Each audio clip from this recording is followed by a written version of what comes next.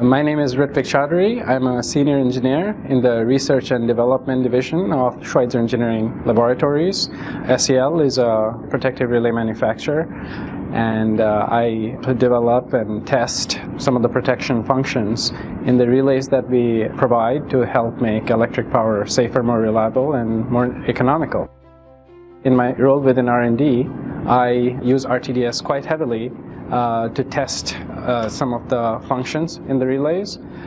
RTDS is one of our best tools that we use for relay testing and improving our relay performance for a lot of the more complex systems that we protect. I love the customer support we get from RTDS. I often, if I have any questions that I'm stuck on, I make a phone call and they help me on things that I don't know how to do. So I really enjoy working with RTDS employees and really love the software. One of the things we use RTDS for is also very consistent testing. Because it's real time and it's much faster in testing than some of the other EMTP programs, it allows us for more deterministic testing, that I can start a batch of cases, 1,000 cases at night, and wake up in the morning and have results and see how the relay did and whether there are any problems with the relay, the settings, with the modeling, whatever have you.